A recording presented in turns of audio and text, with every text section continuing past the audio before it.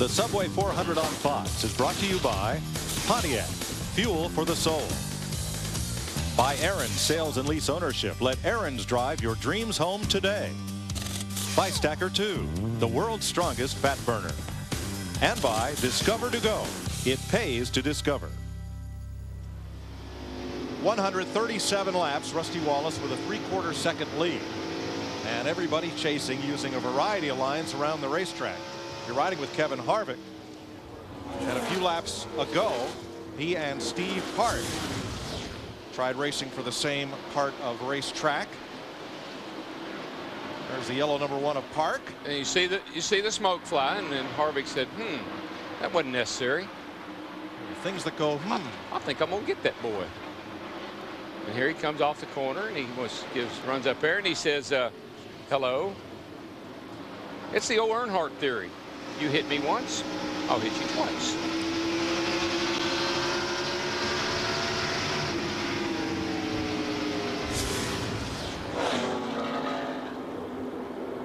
Childress Racing versus Earnhardt Incorporated. And unlike Daytona, neither of those Chevy teams doing much today. Yeah, I mean, when you see the highest finish of those, or highest running of those 6 cars being 20th Robbie Gordon, that is a far distance from Daytona. You know, a guy that is having a good run here today, and back in the mid-90s when he first started driving for Bill Davis, won his first race here in the fall of '95. Ward Burton in that 22 car right there. Started 15th. I talked to Frankie Stoddard.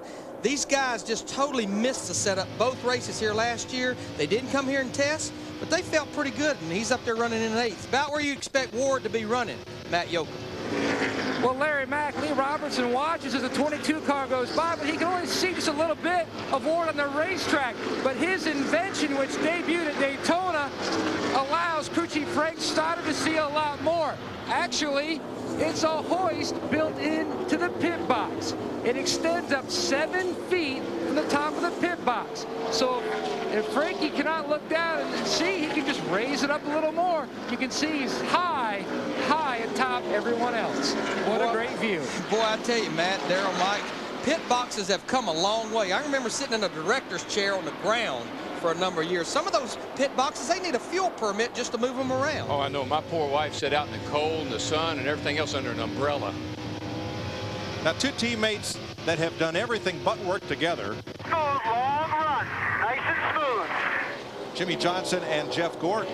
Johnson was running the top in turns 3 and 4 while Gordon was trying the bottom. Now they're kind of running the same line, but Gordon has not been making a lot of inroads on 10th place. There they both sweep up high this time. They're working a lot more together this weekend. I think I've seen them before. Even in the pits, they're pitting very close together, and they seem to be running together a lot on the racetrack. Dave Blaney, our pole sitter, running a solid 15th after fading back in the early stage of the race. Dick? And he's picking up spots, Mike. The chassis had not been working to their satisfaction, but crew chief Booty Barker is one of the acknowledged chassis experts. And they've taken a little extra time on some of their pit stops to try to get that chassis dialed in. Blaney now starting to move forward. Tell you, guy, Larry and I were just noticing, I think he's doing a great job, and I credit his crew chief, Donnie Wingo, for working with Jamie McMurray. He's in 8th place. That car looks mighty, mighty racy. And I think Donnie's doing a really good job over there with that rookie. I mean, Donnie's been around so long, worked with Jimmy Means, worked for Bud Moore, worked over Travis Carter's with Jimmy Spencer. Yeah, Donnie Wingo don't get near enough credit for what he does in this garage area and on pit road. Trust me, I was up there at Travis's when he was up there with Spencer and all, and the man is a hard worker and he's pretty darn smart. And McMurray's been on the charge. Every time they've dropped the green today, he's been firing out of the pack. And I don't think I've seen anybody pass him all day, but he's been doing his share. And I have to say this because I have to be honest. You know, I never had noticed Jamie McMurray. And then Chip Ganassi signs him last fall. Immediately, not only when he climbs in that 40 car does he win a race in competitive, his Busch program. It's like it put confidence in that kid when Chip Ganassi signed him to drive a race car. Some owners, Jack Roush is a good example, and certainly Chip is another one. You look at his IndyCar program and everything else. Just they got a knack for picking the talent. And you know, we talked about this the other day qualifying. When you looked at the top 10, it was veterans. And the only young gun that qualified in the top 10 was Jamie McMurray. You know why? Here we had limited practice. We're here, and I can't say enough about going back to that old notebook. This track is a little bit hard to get used to if you haven't been here before, and I think that's why some of the veterans and the veteran teams are performing as well as they have been. Well, it's all veterans at the front of the pack. Rusty Wallace, Mark Martin, and Bobby Labonte are the first three in the Subway 400 on Fox.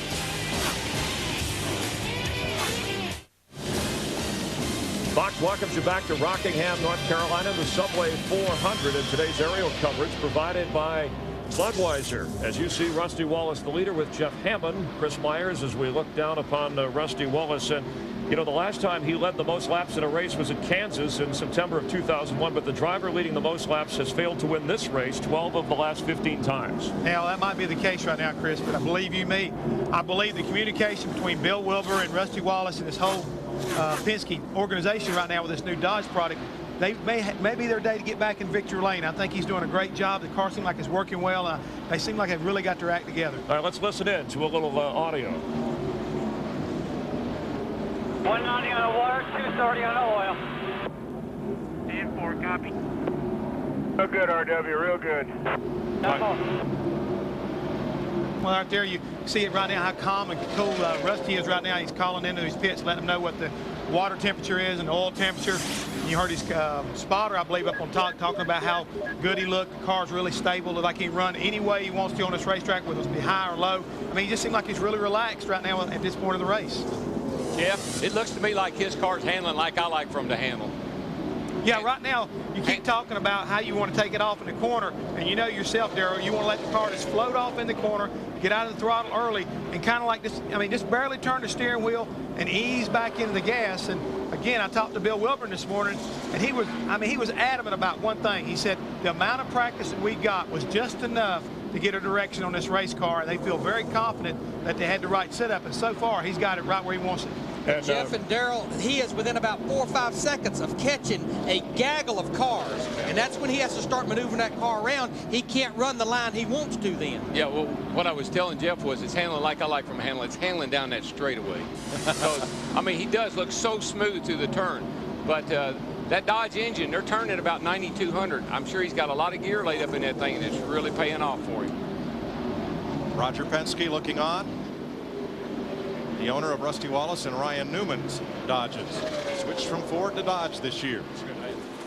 Got to make you, these car owners amaze me. Like Chip Ganassi and Jack Roush and Roger Penske. They make changes, and you say, "Oh, that's not a very good idea," and they end up looking like heroes. I tell you, 2 cars that seem to have about the best 2 cars on the racetrack right now. Kurt Busch in the 97, Ward Burton in the 22. Look at the line difference right there. Kurt Busch all the way against the wall. Ward Burton in that 22 car hugging that white line. Again, I just refer back to gear selection, Larry. You know, if you got a pretty low gear in the car, you can hang that bottom and accelerate up off the corner. Got a little higher gear in the car, you can run the top and get good speed up off the corner. So, but I think Rusty has got the best combination of everything, whatever he's got. Got something new for the folks, TW. In addition to running order, we're going to show you how many laps until they make their next pit stop. I like that. Me and Hammond could have used that. Of course, I would have said he wasn't right, but. Now, just to clarify one thing, most racetracks we go to, that's going to be a fuel number. But based on what we know about the tire give up here, what most of these teams are thinking, that's kind of based on their tire strategy right there. They can go further than that on the fuel if they need to. But, you know, we haven't made a fuel, we haven't made a long run. We haven't made it to a fuel window yet. So we're going to have to see how things play out here. We see the 9 of Bill Elliott. He has now dropped back to be the last car on the lead lap. And maybe not for long. That's Rusty Wallace looming in Bill's rearview mirror. There you see our fuel tanks on Rusty Wallace, Mark Martin, and Bobby Labonte. They have plenty of fuel, a little over half, but I don't think you'll ever get to that E unless it's at the end of the race when you have to. Well, I think Rusty will come first and Mark will come last, whatever that turns out to be. Well, the thing about it, it's you have to do what your competitor's doing, because if they come to pit road, say the first and second place guy come to pit road, you can't sit out there and give that 2 seconds a lap up. That's when you'll see everybody come. The thing that worries me here, though, Larry, and it keeps me on my toes, is so long to make a green flag stop. you're going to lose almost 2 laps when you do come. Because of how long pit road is. You can be a hero or you can be a zero. And right here we're seeing the effect of who's handling and who's not as Rusty Wallace puts a lap on Bill Elliott, Jeremy Mayfield, and Robbie Gordon. Bill Elliott is reporting in his car is just too tight. And again, we go through the track change. He started to race up front. Car looked pretty good. He was running second at one time. But now they've got rubber down. Now the car's too tight. Rusty Wallace picking them up and mowing them down here, leading Mark Martin, Bobby Labonte, Kurt Busch, and Ward Burton.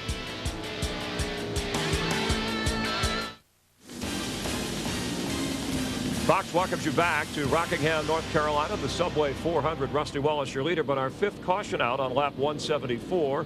Dale Earnhardt Jr. having some problems. And Jeff Hammond does a driver when you go back even to the Daytona 500 when they had the battery electrical problems and then the frustration here. Does that start to mount when we see something like this? This was moments ago in the car of Little League. Yeah, I think sometimes you start trying to put pressure on yourself, knowing you need to have a good run, and all of a sudden you run into problems like you did early on, getting his fender messed up, losing laps there. Now he's spinning up off the corner right there. This is not what you want to see as far as you want to think about trying to win the championship. You know, it's early in the season, but you don't want to wind up getting that situation right there. All right, let's go down trackside, check in with Jeannie Zalasko. Standing in the pit of Jamie McMurray, the 42 car has been loose all the way around, so they were talking about tire pressure adjustments. He will take 4 and fuel. Steve? Half a pound out of the right front, and air pressure adjustment for Matt Kenseth. Half a turn down in the right rear spring. Matt Yoakum. A wedge adjustment and air pressure adjustment for Mark Martin. Service complete. Another great stop. Dick. Rusty Wallace is going to make the first adjustment of the day on his race car. The car was a little bit loose in. They've changed 1 pound of air pressure. The race off pit road again. A close one, but Mark Martin looks like he beat Wallace off pit road. There are the pit road times. And just barely, because look at that, 44.7 to 44.2. But look at Kurt Busch and look at Ward Burton. Those guys had the quickest pit road time. Guy's been making killer pit stops is back down here in front of us, the 48 car. And what that is, that's coming onto pit road and leaving pit road, including the pit stop. But the problem with that is he's way down here and he can't make any time down the pit lane. People keep pulling out in front of him. So the caution is out for Dale Earnhardt Jr., who spun harmlessly off turn number 2. 5th caution of the day.